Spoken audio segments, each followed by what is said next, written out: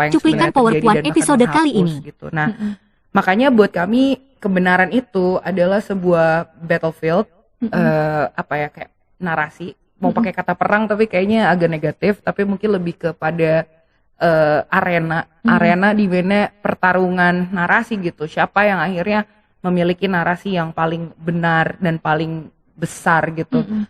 Nah, celakanya negara punya power yang lebih besar daripada warga negaranya. Iya. Padahal kita yang bayar pajak ya, Mbak. Iya. Let's say apa namanya, misalnya dilihat dari Kanjuruhan aja gitu misalnya. Iya. Peristiwa Kanjuruhan aja gitu misalnya. Itu kan banyak itu kan viral, banyak Iya. korban dan lain Bukti sebagainya, ada, bukti gitu. ada Iya. gitu ya, semuanya kelihatan lah gitu.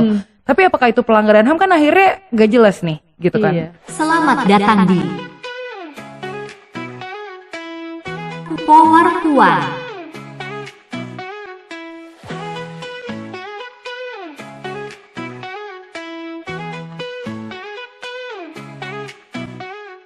Hai Sobat Puan, ketemu lagi bareng Dede di Power Puan. Kali ini aku sudah kedatangan tamu.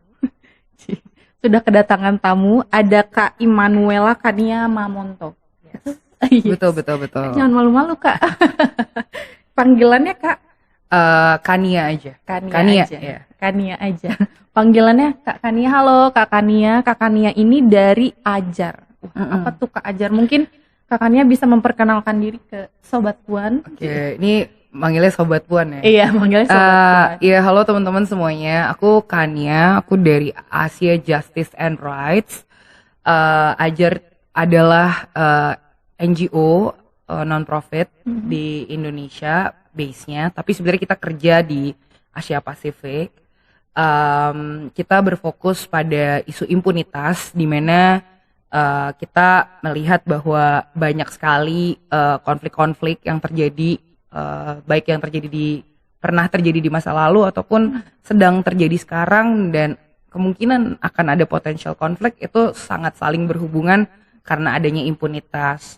Nah, yang Ajar kerjakan sebenarnya kita pakai framework keadilan transisi, di mana kita percaya bahwa banyak transisi demokrasi di Asia Pasifik ini masih belum terjadi dengan sempurna gitu. Nah, di Indonesia kebetulan kami bekerja di Indonesia dan di Papua gitu, bekerja bersama dengan para korban konflik pelanggaran HAM. Nggak hanya konflik tapi juga pelanggaran HAM juga, dan juga kita juga kerja di Papua dan juga bekerja bersama dengan para korban yang dulu pernah jadi berdampak dari konflik Timor Leste dan Indonesia tahun 75-99 gitu. Jadi lumayan agak luas, tapi Ajar berfokus lebih banyak awalnya berangkat dari gender justice atau melihat bagaimana sebenarnya kondisi perempuan saat ketika terjadi konflik dan ya waktu konflik terjadi gitu. Gitu sih, mungkin sedikitnya itu kali ya. Sedikit ya gitu. Makasih Kak. Tapi berarti kalau tadi Kak Kania jelaskan, sebenarnya kan di banyak kerjanya soal pelanggaran HAM gitu kan, terus wilayah konflik. Korbannya ini spesifik nggak? Tadi kan ada kekerasan gender juga gitu. Apakah Ajar ini spesifik ke semua elemen masyarakatnya atau memang ada spesifik untuk perempuan? Jadi ternyata semua itu berkembang.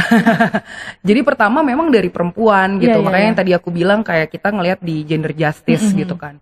Bagaimana ngelihat waktu itu beberapa korban yang kita ajak untuk sebenarnya yang kami lakukan kan pendokumentasian. Tapi pendokumentasian partisipatif bersama dengan para perempuan ini. Kenapa? Karena kita merasa bahwa banyak sekali perempuan yang tidak mendapatkan tempat untuk bersuara gitu, karena cara-cara yang digunakan tuh sangat eksploitatif gitu, sangat tidak ramah terhadap perempuan. Makanya Ajar membangun pendekatan namanya unlearning impunity, dan itu sangat terinspirasi banget dari gerakan feminis of course gitu ya. Nah dari situ sebenarnya kita berangkat benar-benar bersama dengan para mama-mama ini, para ibu-ibu ini, baik di 65, di isu 65, di isu Papua, di isu Timor Leste gitu. Dan waktu itu juga kita ngelihat kayak Burma atau Myanmar, para perempuan Myanmar juga gitu. Kita melihat bahwa bagaimana sih sebenarnya posisi perempuan gitu, dan bagaimana sebenarnya cara perempuan resilience gitu. Nah, jadi awalnya dari situ tuh, dari kelompok kecil gitu ya, beberapa korban gitu, sampai akhirnya kita belajar terus, evolve, bahwa kita melihat bahwa ketika misalnya bicara tentang korban, dia tidak bisa hanya korban sendiri yang berdaya gitu.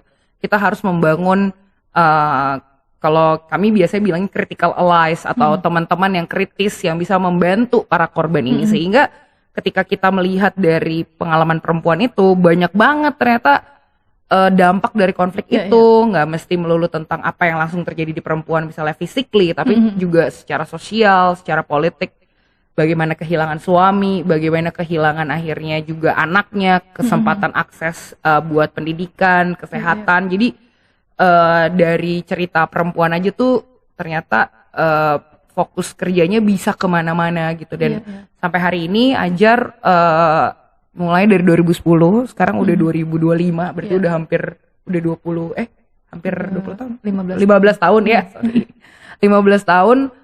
Saat ini sekarang kita bekerja nggak hanya dengan perempuan, tapi juga kita sudah memikirkan bahwa dampak next generationnya gimana gitu, dan bekerja juga dengan para laki-laki juga gitu. Ini bukan soal kita hanya memilih perempuan aja, tapi laki-laki ditinggal gitu, enggak. Tapi kita melihat pengalaman perempuan sebagai pengalaman korban konflik yang lebih utuh, melihat dampaknya gitu. Gitu sih kurang lebih. Menarik ya Sobat Puan ya. Ini ternyata Kakak Nia nih kerjanya begitu. Selain isunya berat, kerjanya juga sangat berat gitu ya. Ya, bisa dibilang gitu nggak sih? Sebenarnya sih mungkin tidak berat dalam artian ya semua pasti berat. Cuman kami melihat bahwa ada hal yang bisa kami perannya gitu, peran yang kami ambil gitu. Kami lebih memilih untuk melihat benang merah, atau kita melihat pembelajaran dari kerja-kerja kerja-kerja advokasi gitu sebenarnya, yang kadang-kadang kalau based on kasus gitu teman-teman lebih capek gitu, karena harus berhubungan dengan hukum, berhubungan dengan pendampingan hukum dan segala perangkat hukum yang kita tahu pasti di Indonesia corrupted banget gitu. Tapi Ajar melihat bahwa kita memposisikan diri menemani kawan-kawan yang memang bekerja gitu. Kita menemani para korban gitu, menemani komunitas korbannya, menemani para aktivis, anak-anak muda yang mau mengadvokasikan kasus mereka atau isu-isu mereka dengan sesuai dengan cara dan kapasitas mereka gitu. Jadi yang Ajar support lebih kepada cara pandang, cara menganalisis, juga pakai kayak alat-alat analisis. Makanya Ajar tadi yang aku bilang pendekatan unlearning impunity itu jadi upaya kita supaya belajar sama-sama apa yang sebenarnya terjadi sih di impunitas ini, dan pakai tadi participatory action research gitu, pendekatan yang sangat feminis lah gitu, untuk benar-benar melihat bahwa dampak personal inilah yang sebenarnya jadi yang sangat dampak politik yang jelas di masyarakat. Dan tadi ya pendekatannya semuanya tuh sesuai pengalaman banget. Bener. Gitu ya. Sesuai, dan itu kan bisa berbeda-beda tiap wilayah gitu ya. Benar banget. Tiap kondisinya. Oke. Menarik ya sebenarnya bahwa pengalaman perempuan itu begitu bisa kaya, dan ternyata bisa saling berhubungan ya. Jadi nggak bisa cuma lihat fisiknya aja tadi Kak Nia bilang gitu, nggak berdampak langsung, tapi ternyata dampaknya bisa kemana-mana. Betul, gitu. Bener banget. Makanya namanya Power Puan ya. Power Puan, perempuan berdaya. Gitu. Ya menarik ya situasi perempuan di di wilayah konflik itu ya. Nah tapi kalau misalnya nih Kak, ada perempuan di wilayah konflik yang memang dia tidak terdampak secara langsung. Selain tadi pendekatan dengan komunitas, kalau Ajar sendiri bagaimana cara-cara pendekatan memastikan di wilayah konflik itu semua perempuan yang mungkin tidak terlibat secara langsung, tapi dia juga bisa ikut ya, bisa yang terdampak itu bisa tetap hadir di dalam proses pemulihan yang diberikan oleh Ajar. Sebenarnya kuncinya sih kerja sama teman-teman di lokal ya, bersama dengan teman-teman NGO di lokal, teman-teman komunitas di lokal yang memang benar-benar mengorganisir dan tahu sebenarnya apa yang terjadi gitu di wilayah tersebut gitu. Aku tahu banget apa namanya sekarang gitu ya, apalagi sekarang ya, banyak banget kan inisiatif-inisiatif komunitas kolektif yang sangat kuat gitu, dan sebenarnya mereka punya analisis yang sangat kuat terhadap lokal konteks, dan mereka sangat dekat dengan korbannya karena mereka lah apa ya, garda depan lah gitu bahasanya. Jadi Ajar nggak mungkin kerja sendirian, Ajar bekerja bersama dengan teman-teman, dan memang yang kami lakukan lagi-lagi kita pembelajar gitu, kita melakukan pembelajaran dari apa namanya upaya teman-teman menjangkau para korban gitu ya. Tapi juga memang dalam prakteknya, misalnya Ajar punya program namanya Ajar Fellowship. Kita sekarang punya program namanya Ajar Fellowship. Pada prakteknya kita memang tidak langsung melakukan aksi di komunitas, tapi yang kita lakukan adalah menganalisis dulu apa yang sebenarnya terjadi gitu. Dan yang menganalisis bukan Ajar, tapi teman-teman di wilayah itu. Kadang-kadang karena kita sudah sering apa ya, selalu menerima masalah gitu ya, konflik dan lain sebagainya, kita luput yang namanya melakukan analisa sosial. Nah jadi teman-teman atau kayak para ya networknya Ajar melakukan analisis sosial supaya no one left behind gitu, ibaratnya gitu, melihat apa, mendengar siapa tetangga yang pernah terdampak gitu, ada nggak tante atau bibi atau kakak perempuan yang pernah apa namanya terlibat gitu ya, atau kena menjadi korban, atau bahkan hanya bersentuhan aja gitu. Karena ketika let's say kita bicara dalam wilayah konflik, skala dampak itu kadang apa namanya bisa sangat intangible gitu, sangat laten, tidak terasa gitu. Jadi memang kita benar-benar membutuhkan teman-teman yang memang ada di situ, hidup di situ, dan memang merasakan kekerasan itu gitu. Jadi memang yang Ajar lakukan ya menemani gitu. Nah setelah itu baru setelah analisa sosial itu kita jadi tahu kan, oh langkah aksi apa gitu, atau sebelum langkah aksi bahkan apa yang sebenarnya dibutuhkan gitu, rekomendasi apa sih gitu, kekerasan yang seperti apa yang apa yang dialami itu yang kita bayangkan sebagai, yang itu kita bilang sebagai analisis gitu. Kita menganalisis masalahnya dan rekomendasinya apa, dan itu semua lagi-lagi melibatkan komunitasnya, komunitasnya dilibatkan, para korbannya juga diajak bicara gitu. Memang sulit dalam artian membangun kepercayaan, karena memang mungkin selama ini mereka jarang ditanya gitu. Maksudnya para korban, terutama perempuan tuh jarang banget loh ditanya. Iya nggak sih? Di komunitas tuh jarang banget ada yang nanya apa kabarmu hari ini gitu, sesederhana itu gitu. Dan ketika kita datang, kita hadir menggunakan pendekatan tadi ya, learning impunity gitu, kita bertanya gitu kepada para korban ini gitu, kepada mereka yang nggak pernah berbicara ini gitu, apa yang sebenarnya terjadi gitu, apa kebenaran yang terjadi, peristiwa apa yang sebenarnya menimpa kamu, dan semua korban pasti tahu siapa pelakunya. Jadi siapa yang melakukan ini gitu kan. Nah pendekatan yang sangat personal dan juga kolektif, itulah yang akhirnya membuat para korban ini menjadi lebih mau berbicara, karena banyak yang bicara gitu.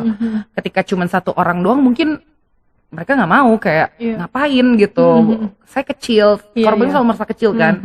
Tapi ketika kita buat suasananya menjadi suasana kolektif gitu ya, bahwa kita we're in this together, dan ternyata pengalaman kekerasannya nggak cuman aku yang mengalami, tapi kamu juga gitu.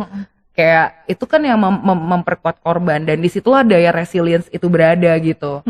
Terlepas misalnya mungkin bagi mereka nggak mau masuk ke ranah hukum gitu ya, tapi banyak dari mereka ya yang penting akui saja gitu, akui saja apa yang terjadi gitu. Jadi itu pengalaman-pengalaman yang buat saya kadang sebagai aktivis gitu ya, sebagai orang yang bekerja di bidang hak asasi manusia, agak membingungkan gitu. Bukankah semestinya pemenuhan HAM itu juga harus pakai keadilan gitu kan, kita menuntut gitu, proses-proses hukum gitu, tapi banyak dari korban malah kayak enggak, yang penting tuh saya diakui, yang penting pemerintah meminta maaf gitu. Itu kan sesuatu hal yang bagi kami kompleks gitu, tapi juga tapi kan itu manusianya gitu, manusia yang mau gitu. Gitu sih. Tadi ada kata akui gitu ya. Sebenarnya aku ini agak mungkin nggak tahu ya, ini buat Sobat Puan, pasti kan Sobat Puan juga melihat ya situasi kemarin-kemarin gitu kan. Nah, pengakuan nih Kak, pengakuan terhadap korban itu apakah sama pentingnya dengan pelaporan? Ini menurutku kan kayak kalau pengakuan itu kan kemarin-kemarin kan pasti Kakaknya tahu ya seperti apa situasinya oleh pemerintah, kayak ada pelanggaran HAM berat di masa lalu yang tidak diakui nih gitu. Alasannya kan karena tidak ada pelaporan. Nah, seperti apa tuh Kakaknya melihatnya pengakuan terhadap korban dan juga pelaporan ini untuk pemulihan korbannya seperti apa? Kalau di Ajar kami yang tadi aku bilang ya, kita menggunakan framework keadilan transisi, di mana sebenarnya framework itu juga kita gunakan dalam melihat hak korban. Hak korban yang mesti dipenuhi oleh negara karena pelanggaran HAM yang udah dilakukan, itu salah satunya adalah hak atas kebenaran. Hak atas kebenaran tuh hak pengakuan tadi bahwa memang benar terjadi gitu, kebenaran gitu. Memang benar terjadi kekerasan terhadap kelompok A atau atau ibu B gitu.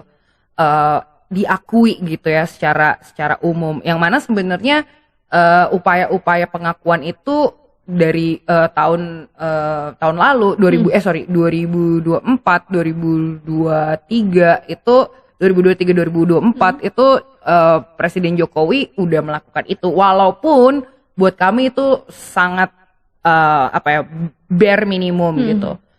Jokowi statementnya mengakui bahwa ada 12 kasus pelanggaran HAM berat di Komnas HAM gitu ya.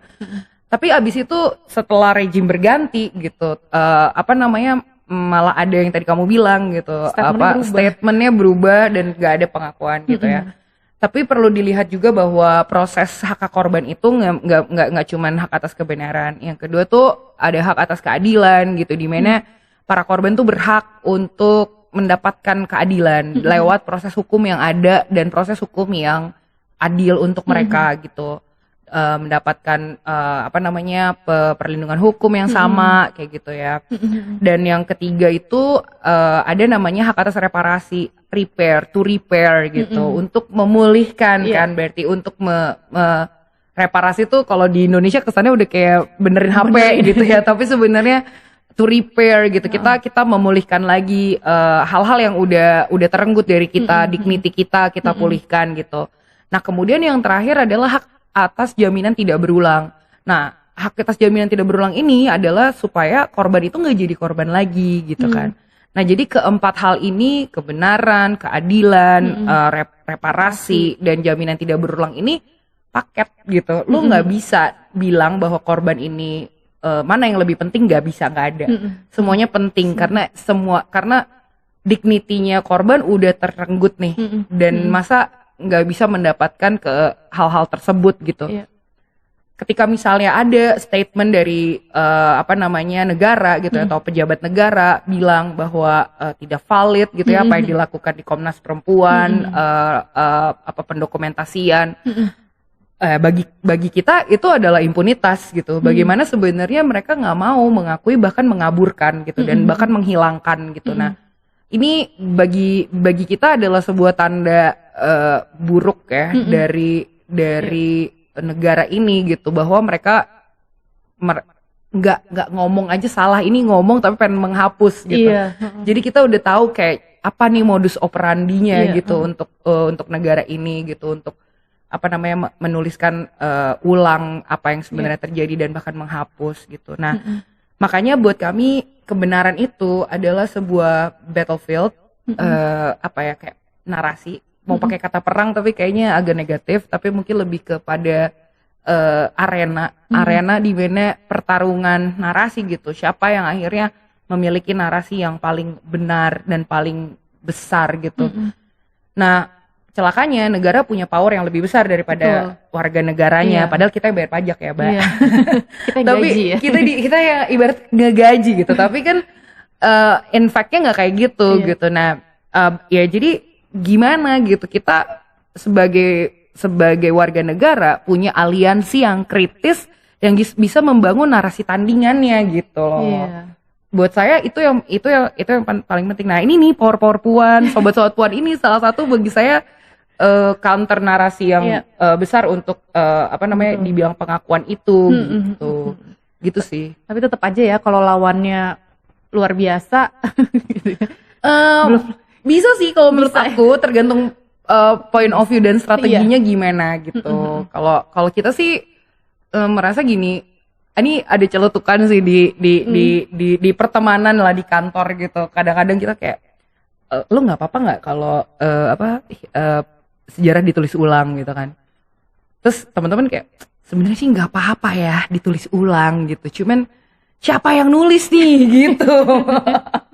Gitu. Jadi kayak siapa nih yang nulis, kita harus pastiin siapa yang nulis gitu. Maksudnya kita nggak masalah, emang perlu, maksudnya namanya sejarah kan terus berlangsung gitu. Cuman siapa yang nulis nih gitu. Kalau berafiliasi sama pelaku pelanggaran HAM, ya mana mau kita gitu kan. Benar-benar. Gitu. Oke. Nah, Kak, tadi kan kita banyak ngomongin soal wilayah konflik dan ya perang mungkin apa dan yang lain sebagainya lah. Nah, sebenarnya mau tanya deh, indikator ketika itu terjadi konflik dan juga pelanggaran HAM berat itu seperti apa? Ada nggak sih indikator-indikatornya atau kita misalnya tahu bahwa ini adalah konflik besar gitu atau banyak pelanggaran HAM di sana? Yang pasti sih harus melibatkan Komnas HAM ya untuk itu. Oh gitu. Iya, karena maksudnya Komnas HAM kan yang punya mandat untuk investigasi, untuk ngecek kayak gitu-gitu ya, yang bilang bahwa ini adalah pelanggaran HAM atau bukan gitu ya. Ajar sih mungkin nggak akan nggak banyak bahkan nggak melakukan hal itu gitu. Kita lebih pada mungkin bahasanya adalah mencegah atau belajar dari pengalaman masa lalu supaya desire future kita tuh adalah dunia tanpa impunitas gitu. Gimana caranya gitu ya akhirnya kita belajar dari pengalaman Simbah 65, kita belajar dari pengalaman teman-teman ya 65 yang ada di Pulau Buru gitu ya, abang-abang kita, kakak-kakak kita gitu yang juga bekerja di isu 98 gitu ya, para kita belajar dari pengalamannya teman-teman di Aceh, teman-teman di Papua gitu. Bahkan Papua sekarang masih ongoing konflik gitu. Yang kita lakukan adalah belajar gitu dari situ dan supaya kita bisa melihat bahwa kita bisa belajar bahwa keberulangan itu bisa jadi jangan sampai terjadi gitu.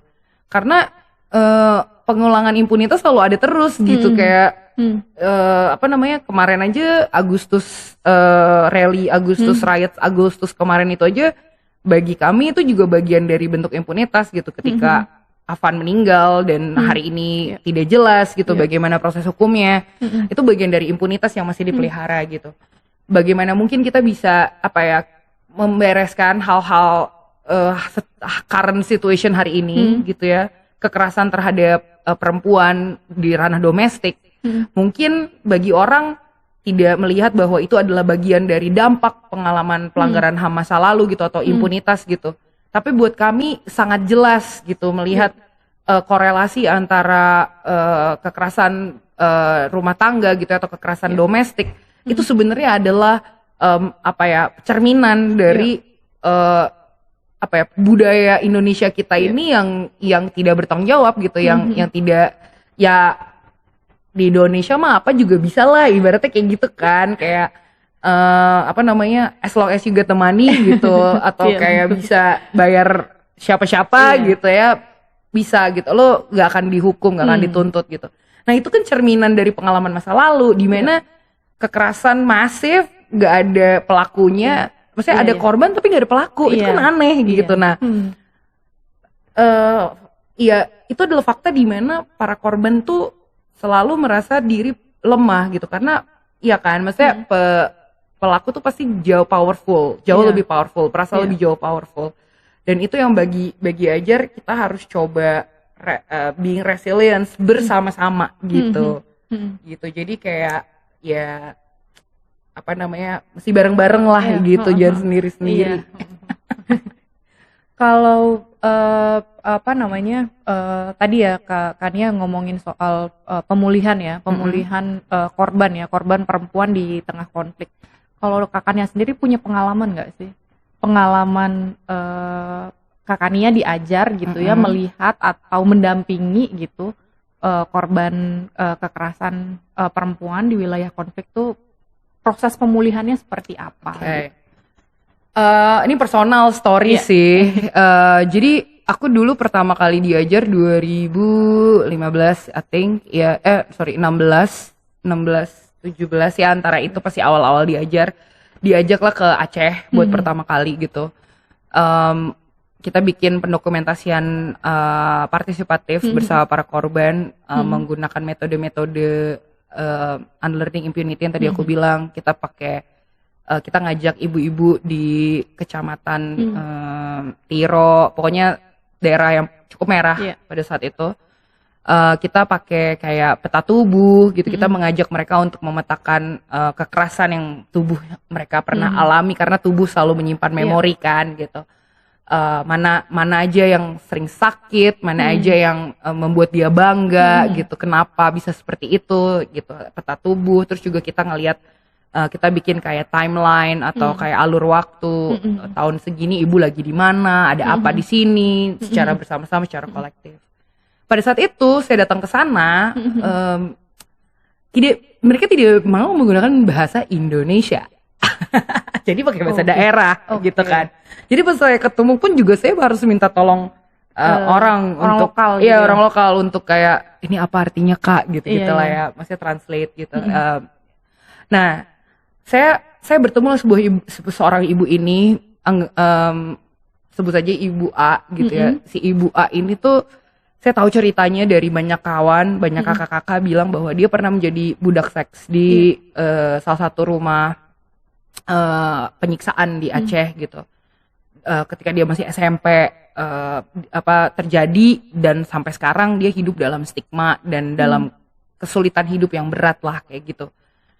Saya kalau misalnya ketemu sama orang yang misalnya korban yang sedemikian beratnya tuh, saya kadang-kadang suka respect tapi juga suka malu, suka nggak enak gitu ya. Jadi kayak saya mau menyapa waktu itu kan, saya sapa kayak, tapi masih kayak dalam raungan-raungan yang kayak nggak jelas gitu loh, karena dia masih pakai bahasa Aceh gitu.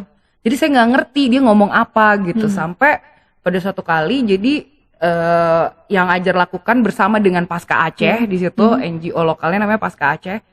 Pasca Aceh ini bersama dengan para community organizer-nya, mereka tuh bikin kayak apa ya, yaitu participatory documentation di beberapa kecamatan, dan itu beberapa tahun gitu terjadi, dan sampai akhirnya mereka bisa membuat sebuah memorialisasi di Rumah Gedong. Rumah Gedong tuh rumah penyiksaan posatis gitu, jadi kayak pos di mana tentara itu dulu di situ dan melakukan penyiksaan di situ kepada orang-orang yang dianggap GAM gitu, atau yang mendukung GAM. Nah,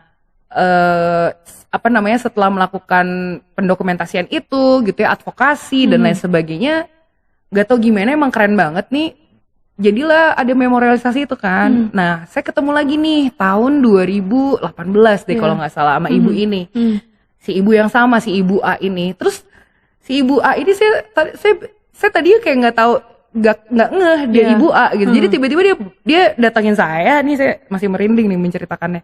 Datangin saya terus dia ngomong kayak gini, "Kak Kania, apa kabar?" Kayak bahasa Indonesia. Terus kayak, "Hah? Bu, gimana kabar ibu?" Gini. "Oh, saya udah seneng sekarang, Mbak." Gini. Saya bertemu 2015 atau 16 itu tuh dia masih pakainya lusuh banget, kayak baju buat ke kebon gitu. Pada saat itu saya ketemu ketika memorialisasi Rumah Gedong itu, dia bajunya sangat bagus dengan baju baru, saya tahu banget itu kayak baju lebaran lah gitu vibe-nya. Terus dia bilang kayak gini sama saya, "Aduh, sekarang mah ibu saya udah tenang," dia bilang gitu. Jadi ibunya meninggal di sumur itu gitu. Jadi Dia cerita kayak, oh ibu saya sekarang udah tenang, sekarang semua orang udah mendoakan dia. Dia udah di surga sekarang. Dibilang kayak gitu. Dan itu bagi saya kayak, wow, ternyata pemulihan, aku nggak tahu ini pemulihan atau enggak, tapi at least ada yang berubah gitu, ada yang berubah, ada yang bertransformasi. Dan apa yang menggerakkan itu adalah komunitasnya gitu, bahwa dia cuma bilang kayak, ini semua satu kampung doain ibu saya gitu. Itu yang membuat saya kayak, oh dia jadi lebih, dia mau bicara bahasa Indonesia sama saya, lebih percaya gitu. Terus ya udah, jadi buat saya pemulihan itu it's not necessarily pendampingan personal gitu. Dia bisa menjadi sebuah hal yang sangat kolektif, hal yang sangat acknowledgementnya bukan dari negara, tapi dari komunitasnya dia gitu. Dan bersama Pasca Aceh gitu, kita bisa melakukan itu gitu dengan para jagoan-jagoan CO-nya gitu ya, community organizer-nya yang mengumpulkan ibu-ibu di wilayah-wilayah itu. Balik lagi ke tadi pertanyaan kamu, bagaimana menjangkau itu ya bersama dengan mereka gitu. Jadi ternyata gitu sangat penting ya komunitas lokal itu. Bener. Untuk mendukung ya. Bener. Nah setelah itu baru deh si Pasca Aceh ini ke Komnas HAM meminta surat keterangan korban pelanggaran HAM bagi para korban-korban yang udah didokumentasikan. Kemudian akhirnya juga mencoba mendapatkan support dari LPSK kayak gitu-gitu. Jadi prosesnya bisa jadi sangat personal gitu ya, sendiri melakukan itu, tapi juga bisa sangat kolektif gitu. Ya, betul. Gitu. Jadi sebenarnya membangun komunitas di wilayah, di daerah untuk untuk support ya. Tidak hanya contohnya baru yang di wilayah konflik ya seperti ini, tapi juga yang tidak konflik pun maksudnya harus ada memang komunitas-komunitas yang ada di tingkat lokal ya. Jadi mungkin Sobat Puan juga di rumah, kebetulan Sobat Puan kan juga banyak nih yang banyak di daerah, bahwa membangun komunitas istilah bukan berserikat ya. Merawat kali ya sekarang ya. Namanya merawat ya. Kerja perawatan gitu kalau sekarang lagi dan kerja kolektif itu sangat penting dibangun gitu ya. Benar banget. Dan itu bagi kami sebuah misalnya gini, kita kan selalu bilang di konteks feminism, personal is political gitu. Bagi kami kerja merawat itu gitu ya, bagi merepair gitu ya segala macam, itu juga political gitu. Itu sangat politis gitu. Itu adalah bentuk nyata bahwa kita tahu apa yang sebenarnya terjadi pada kawan kita gitu. Misalnya ini di non wilayah konflik gitu ya. Seberapa jauh sih kita tahu teman kita tuh lagi kenapa gitu, dan bagaimana kita bisa mensupport mereka gitu ya, sebagai teman yang kritis, bukan sebagai teman yang people pleaser gitu ya, bukan ya, tapi lebih kayak bagaimana kita memastikan ruang yang aman dan nyaman buat teman kita, dan memastikan bahwa semua mungkin dilakukan secara bersama-sama gitu sih. Betul. Nah itu dia Sobat Puan, ini adalah highlightnya sebenarnya ya, bahwa bareng-bareng kerja bersama, berkomunitas, jangan takut untuk berkomunitas. Mungkin Sobat Puan juga punya kesenangan isu sendiri, yang mana senangnya apa, dan yang lain coba untuk berkomunitas ya gitu. Benar. Nah oke Kak, tadi kan ini ya pengalaman ya, tapi ada nggak sih cerita menarik atau best practice lah gitu, best practice dari pendampingan? Mungkin nggak harus di wilayah, tadi kan Ajar kerjanya juga banyak ya, tidak hanya di Indonesia tapi juga Asia Pasifik, atau mungkin perbandingannya bagaimana cara penyelesaiannya gitu. Kalau tadi aku kan pas dengar cerita kakaknya ini kan, ternyata ketika terjadi konflik mungkin pemerintah atau yang lain-lain dalam penyelesaiannya atau pemulihan korban dan lain-lain itu kan lebih spesifik, fokus kepada korbannya langsung ya. Tapi kan tadi kan ada tuh kelompok-kelompok yang terdampak tidak langsung. Nah ini sih yang menurutku kayak, kalau di negara lain mungkin yang jadi pendampingan Ajar, ada nggak sih seperti apa gitu? Mungkin sedikit cerita dari Timor Leste sih. Ini sebuah negara kecil tapi progresnya bagus banget dalam konteks pemulihan gitu ya, reparasi gitu. Jadi jadi di Timor Leste tuh mirip juga kayak di Indonesia, punya banyak komunitas-komunitas korban. Salah satunya korban perempuan kekerasan seksual gitu, yang bahkan juga children born of rape. Anak-anak yang lahir karena perkosaan gitu ya, karena di wilayah konflik itu salah satu cara untuk menundukkan wilayah itu adalah dengan menggunakan kekerasan seksual dan salah satunya adalah perkosaan gitu. Nah, jadi di sana para perempuan ini berkumpul dan membuat sebuah organisasi gitu, namanya Piri Lampu. Piri Lampu tuh bahasa Tetun, artinya kunang-kunang. Nah, jadi tuh mereka filosofi bagus banget, kayak kami mau menjadi terang di kegelapan ini gitu. Terangnya nggak perlu besar, tapi kecil, tapi bisa menghangatkan sekitaran gitu. Ya itu kayak kunang-kunang gitu. Mungkin teman-teman masih ngeliat kunang-kunang nggak nih sekarang? Udah nggak ada ya kayak jarang ya di kota. Tapi spiritnya adalah kunang-kunang itu. Nah, namanya Piri Lampu. Nah, Piri Lampu ini komunitas korban perempuan ini, mereka mengorganisir diri mereka dan akhirnya mereka bekerja sama dengan pemerintah di Timor Leste. Jadi mereka kayak membawa semacam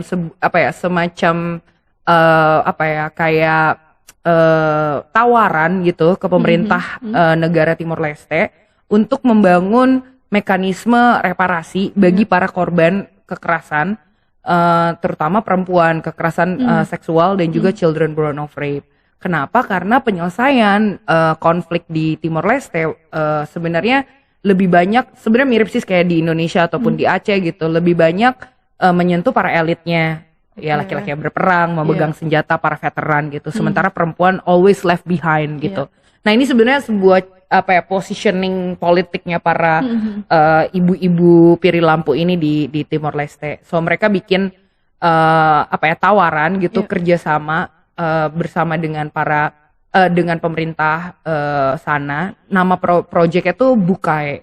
Bukai itu kayak ini bekal. Jadi mereka tuh punya kayak kita tuh wadah kayak gini lah, kayak wadah bambu gitu. Terus itu adalah bekal yang diisi di setiap kali mereka melakukan perjalanan. Jadi maksud dari mereka ini adalah pemerintah berikanlah kami bekal gitu. Masukkanlah bekal gitu. Nah, apa yang sebenarnya dimasukin yaitu tadi adalah support reparasi atau support langsung kepada para korban ini berbentuk apapun gitu, uang, kesehatan, semuanya basic needs lah kayak gitu. Reparasi rumah dan lain sebagainya. Jadi yang mereka lakukan adalah si Piri Lampu ini adalah melakukan pendataan gitu ya, melakukan pendataan, database, wawancara, mencari korban. Lu pernah dapat apa kayak gitu. Jadi mereka memang melakukan kerja-kerja gerilya pendataan itu gitu. Habis itu mereka kayak bersama dengan pemerintah lokal, pemerintah Timor Leste itu menjadikannya ini sebagai program nasional. Gitu. Jadi instead of ngasih BLT gitu ya, bantuan langsung tunai yang nggak ada namanya untuk para korban pelanggaran HAM atau korban kekerasan seksual gitu, sama ibu-ibu ini mereka bilang ini adalah tuntutan kami gitu. Jadi lu berikanlah gitu, dan itu disambut baik sama pemerintah Timor Leste, dan ini sedang berjalan gitu. Bagaimana memastikan negara gitu, sebenarnya kan negara ibaratnya kan mungkin ya bagi mereka ya udah kasih aja BLT, tapi kan buat korban enggak gitu. Yang tadi soal acknowledgement gitu, soal pengakuan gitu. Ketika lo ngasih sesuatu ke mereka ya lo harus kasih sebagai apa gitu. Gak bisa dong kalau dibedain aja atau disamakan saja pada bantuan langsung tunai karena mereka miskin. Mereka miskin karena menjadi korban gitu. Justru kan hal korban itu yang perlu di acknowledge. Nah, itu yang dilakukan sama Piri Lampu di Timor Leste, dan ini juga bagi kita jadi pembelajaran yang bagus banget gitu di Indonesia. Jadi mereka tuh Piri Lampu ini punya kayak semacam Dewan Korban Nasional. Oh, jadi dia emang level di tingkat nasional juga, ya? Nasional. Jadi emang pemerintah negara Timor Leste itu memberikan support, dan mereka ada yang namanya Dewan Korban Nasional itu. Jadi para korban ini ya menjadi representasi gitu, korban gitu, nggak bisa lagi aktivisnya gitu, itu harus korban langsung yang korban gitu. Dan itu bagi aku kayak gila, Dewan Korban Nasional kita bisa nggak ya bikin di Indonesia gitu.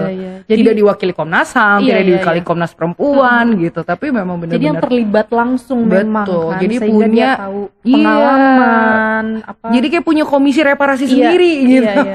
Dia jadi lebih tahu juga ya. Ini sebenarnya yang dinamakan participatory. Iya, itu buah iya, dari meaningful participatory kan, bahwa yang bermakna tuh memang yang harus yang terlibat langsung, yang gitu. terdampak langsung gitu. Betul. Jadi itu sih yang buat kita kayak wow, amazing gitu. Reparasi itu mungkin ketika dilakukan bersama-sama gitu, dan memastikan mekanisme itu berjalan. Iya. Gitu sih. Dan itu diakuin sama pemerintahnya ya gitu. Jadi kayak sejauh ini kan kalau bisa dibandingkan sama Indonesia, seperti apa penanganannya Kak? Maksudnya ini boleh cerita juga gitu. Pendampingan selama di konflik di Indonesia tuh seperti apa gitu? Apakah tadi ya yang kelompok perempuannya bagaimana? Ya sebenarnya di Indonesia masih sangat limited banget ya, masih menggunakan upaya-upaya belum formal kayak di formal, tapi maksudnya belum sebagus di Timor Leste tadi itu ya, tidak sebagus Bukai itu karena officially dan lain sebagainya. Di Indonesia masih pakai SKP HAM itu dari Komnas, surat keterangan korban pelanggaran HAM itu dari Komnas HAM, kemudian meminta support dana dari LPSK, Lembaga Perlindungan Saksi Korban, lewat situ gitu ya, bahwa saya adalah memang korban gitu.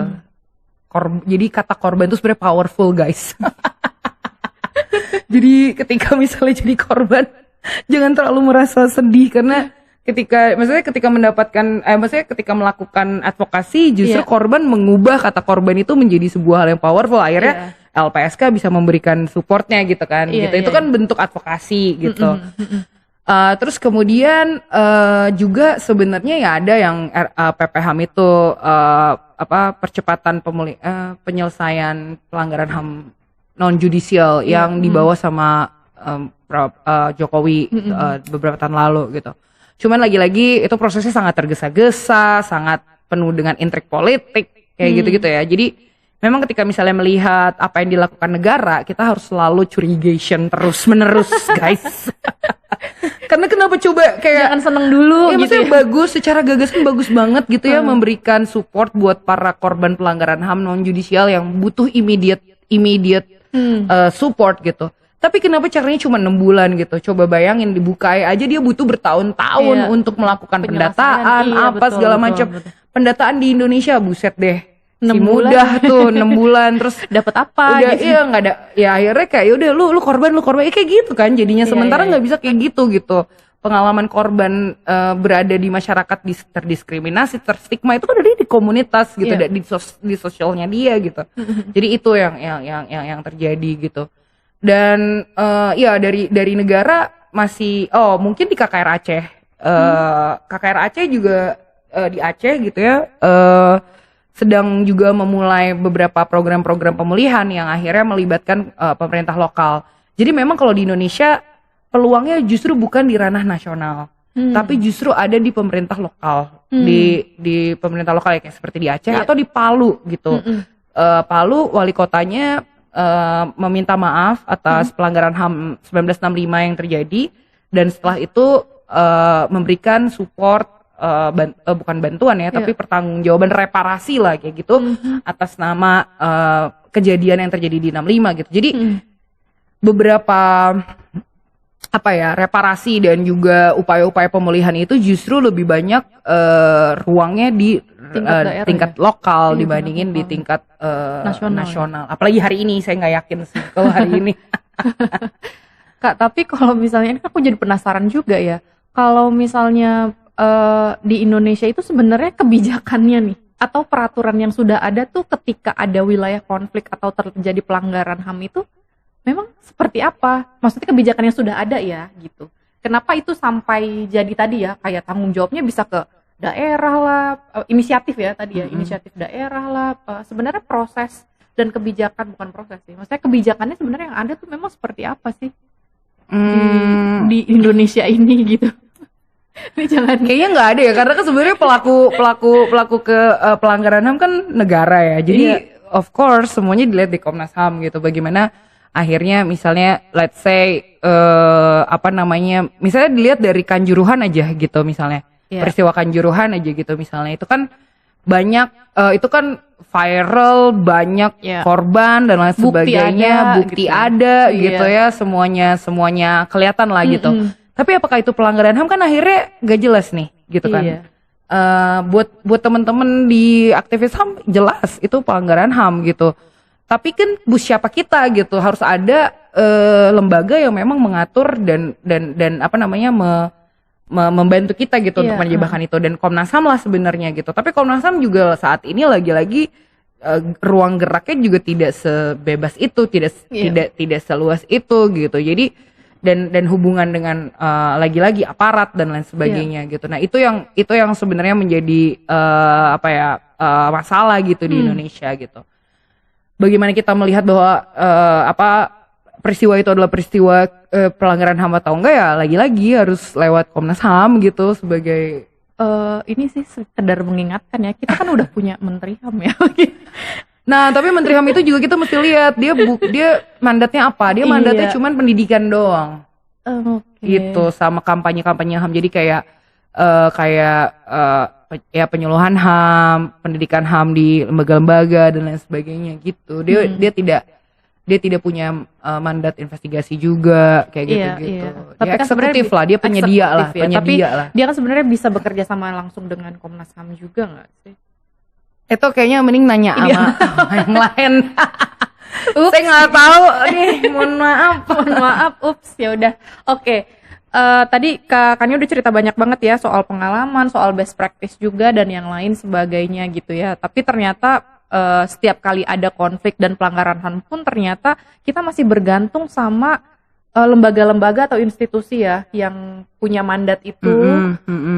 Yang juga kalau misalnya nggak ada mereka bilang atau penyidikannya tidak berjalan, ya sudah, akhirnya ketika terjadi konflik penyidikannya hanya sebatas bukan pelanggaran HAM gitu kan. Maksudnya ketika ada kayak Kanjuruhan, ya sudah, yang dilihat hanya kita nggak bisa menuntut apa-apa gitu. Faktanya di Indonesia tuh semua tuh mekanisme aja, semua tuh sangat ide gitu ya, sangat step by step gitu. Sementara gagasan hak asasi manusia itu nggak cukup dengan ide aja atau mekanisme aja. Hak asasi manusia itu harusnya menjadi sebuah budaya atau sebuah kayak way of life orang di bernegara gitu. Itu kan kayak philosophical base banget gitu. Ketika membangun sebuah negara, lo to govern many human gitu kan. Banyak orang yang harus di-govern, dijaga gitu sebenarnya. Nah, bagaimana sebenarnya kaitannya erat banget juga sama political will dari para pejabatnya, dari presidennya, dari para pemimpin negara gitu. Bagaimana melihat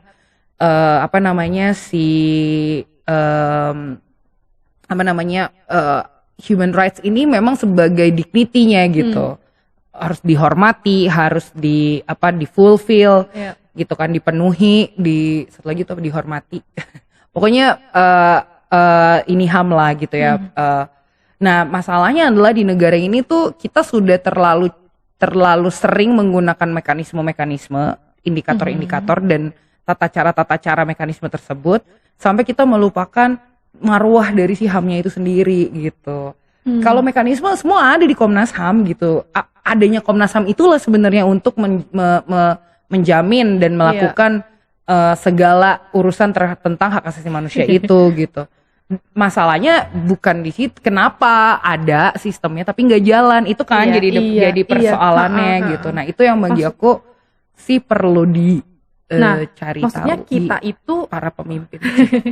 Jadi maksudnya pada akhirnya nih yang bolong itu adanya di mana? Sampai maksudnya tuh yang bolong yang harusnya Political will sih jawabannya. Yang kita harus tuntut itu di mana gitu ketika terjadi pelanggaran HAM tapi nggak juga nggak juga diproses.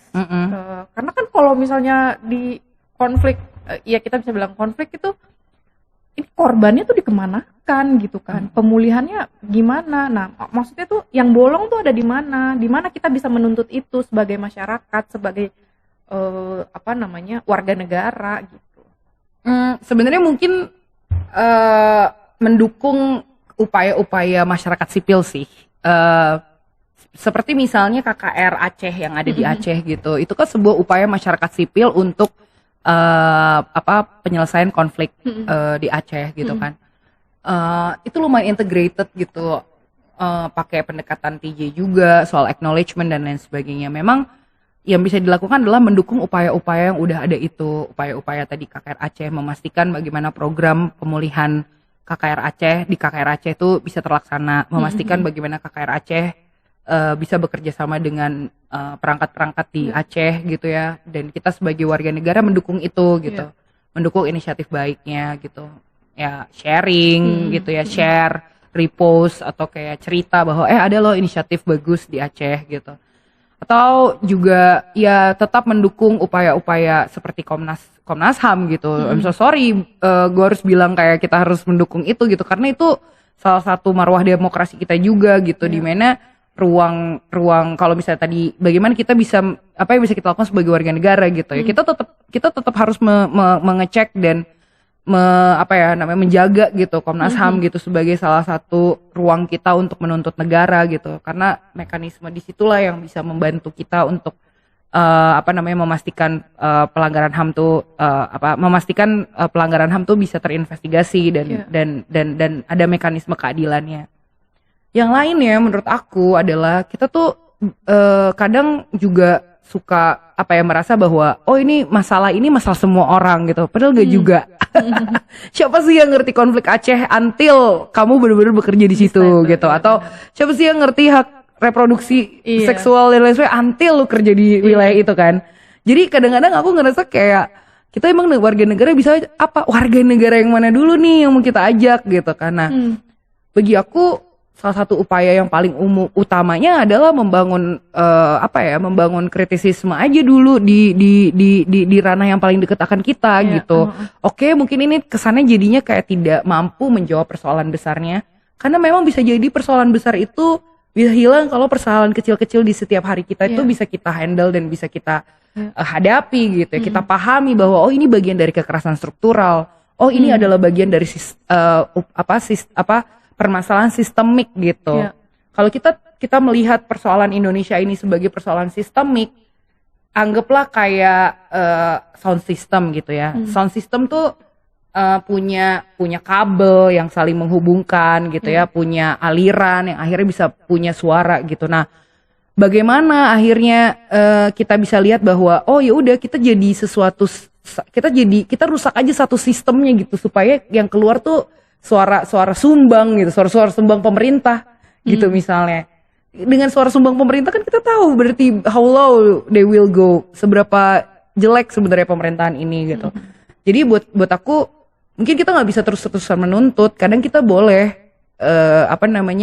melakukan hal yang mungkin berbeda, tidak menuntut gitu, tapi sebenarnya menjaga gitu, dan sebenarnya menjaga itu adalah bagian dari menjaga kawan, pekerja-kerja perawatan, itu sebenarnya bagian dari melawan juga gitu. Bagaimana kita mengartikulasikannya aja sih. Dan bisa mengubah gitu. Itu dari hal kecil ya, yang dekat dengan kita. Ya, misalnya kayak mungkin kayak konflik di Aceh tadi, di Papua yang sekarang berlangsung juga. Ya memang kita juga perlu mensupport gitu ya, mendukung apa yang kita punya, mungkin lewat sosmed kah, mencari informasi yang betul gitu kan. Berjejaring gitu. Iya, dan selama masih ada negara, pasti masih ada pelanggaran HAM, jadi tenang aja. Gitu. Itu nggak akan hilang gitu. Iya, jadi kalau misalnya kayak gimana nih cara memecahkannya, itu terus-terusan itu akan ada, itu keniscayaan guys. Jadi itu akan terus ada si problema itu gitu. Cuman kan bagaimana kita menghadapi problema itu, dan bagaimana kita bisa lebih wise gitu ya, melihat itu dan tahu bahwa yang terjadi hari kesulitan hari ini yang kamu hadapi Sobat Puan itu bukan karena kamu, tapi karena struktur yang udah ada, sistem yang bobrok, dan juga impunitas yang terjadi gitu. Jadi itu kesadaran itu sih yang menurut aku, bahwa biar kita tuh nggak menyalahi diri kita gitu, enggak kita nggak salah gitu loh. Yang salah tuh adalah sistem ini yang membuat kita jadi korban terus menerus gitu sih. Jadi pembelajarannya itu sih menurutku dari kerja-kerja di konflik ini guys. Menarik ya, menarik banget nih pembahasan hari ini. Ini sebelum kita tutup dan sebelum kita mengakhiri sesi diskusi ini bersama dengan Kak Kania. Mungkin bisa sharing nggak Kak? Ada hal yang sekarang dilakukan sama Ajar mungkin atau lagi melakukan advokasi atau pendampingan dan yang lain, boleh di-share?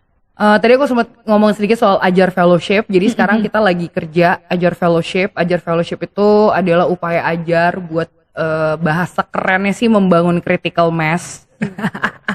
Jadi Ajar memperkuat 15 komunitas lokal dengan 2 fellow di dalamnya, jadi ada 30 fellow.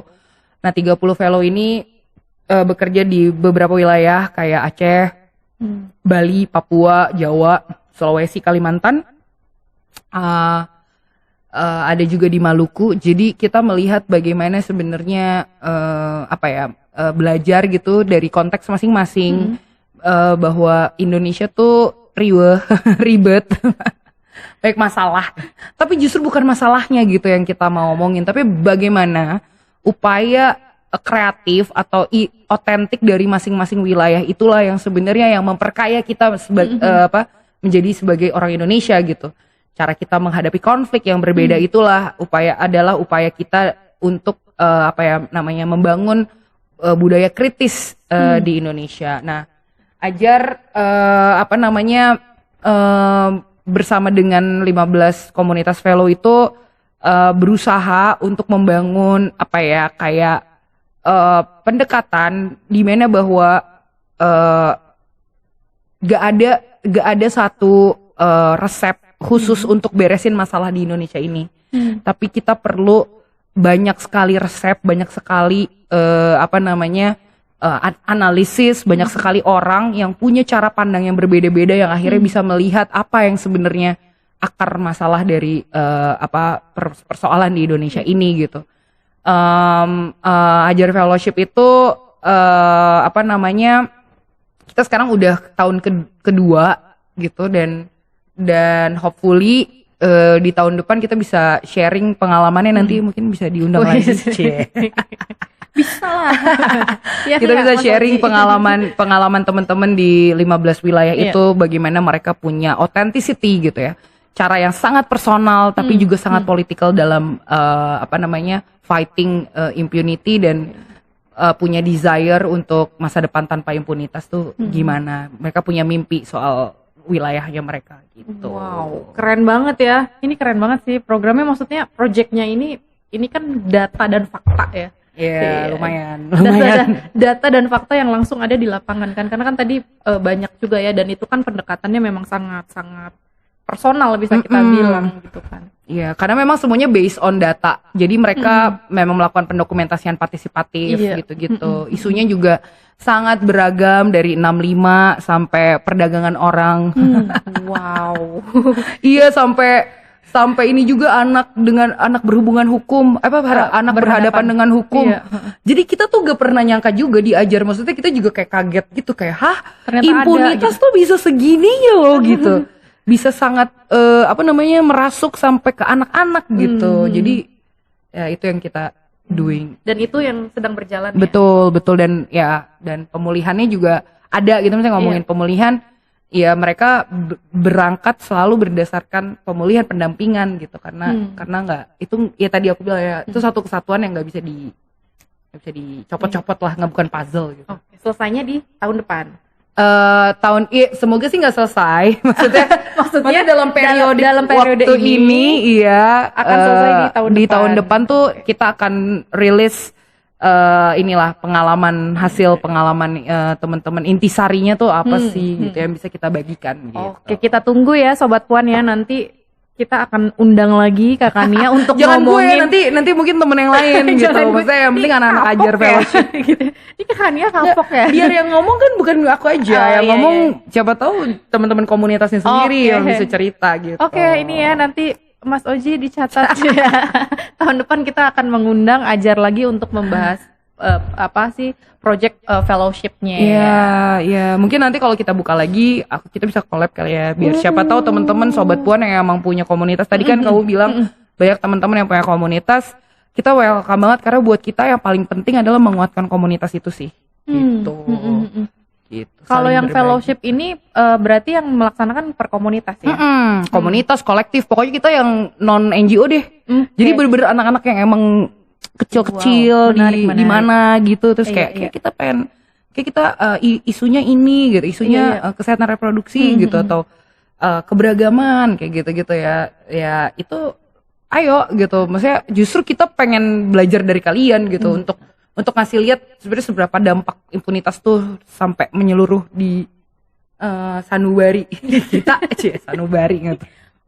Ini kesempatan banget nih buat Sobat Puan. Kalau yang punya komunitas nanti kita bakal bisa ngobrol-ngobrol lebih lanjut sama Kak Kania dan juga Ajar bisa kerjasama dan kolaborasi. Bener. Nah, terakhir nih Kak Kania. Terakhir nggak disuruh pantun kan? Oh itu masih ada lagi. Jangan. Masih ada lagi. Harapannya nih dari Kak Kania untuk korban pemulihan bagi korban tuh seperti apa? Gue sih lebih berharap bahwa kayak tadi gitu pengalaman aku bersama Ibu A tadi di Aceh itu tuh bisa menebar nggak cuma di Aceh doang gitu, tapi korban-korban kekerasan dimanapun berada gitu bisa menemukan cara mereka sendiri dan valid gitu, apapun yang dipikirkan cara-cara pemulihan itu valid gitu, dan bisa menemukan body system, bisa punya komunitas yang memperkuat, karena buat aku kayaknya itu yang paling penting deh saat ini gitu, dibandingin kita berharap sama negara gitu atau sama mekanisme-mekanisme yang memberatkan gitu ya. Oke, kita udah punya undang-undang apa tuh TPKS gitu, tapi apakah iya kita percaya dengan mekanisme hukumnya gitu misalnya gitu. Tapi yang paling kita percayakan adalah teman kita sendiri gitu, orang yang paling dekat sama kita gitu, yang bisa membantu kita. Aku ngerti banget menjadi korban tuh pasti banyak banget perasaan malunya, tapi aku rasa memang kalau orang terdekat mau semalu apapun lo gitu ya, terbusuk-busuk ya lo juga tetap lo akan diterima gitu, karena lo manusia seutuhnya gitu sih. Jadi buat aku, harapan aku sih semua teman-teman yang menjadi korban, sedang menjadi korban, pernah menjadi korban, selalu punya ruang aman, dan teman-teman yang kritis bisa mengembalikan hidupnya lagi, walaupun gak bisa seperti semula, tapi setidaknya lebih bermakna dari sebelum-sebelumnya gitu sih.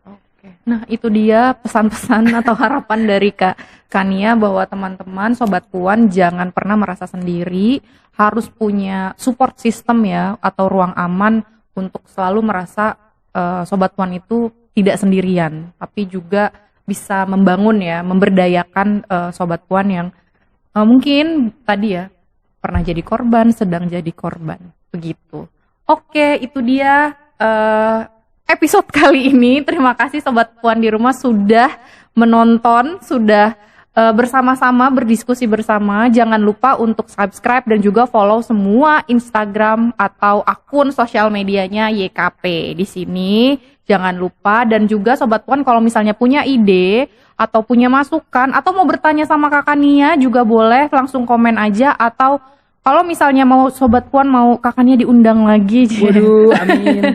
Itu juga boleh ya. Jadi boleh ngasih masukan tema berikutnya apa, narasumber atau tamu yang harus kita undang siapa lagi, boleh. Jangan lupa untuk selalu ikutin YKP.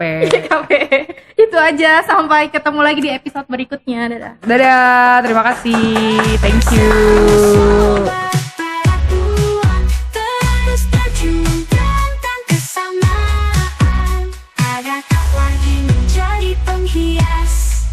Tegak tak lagi di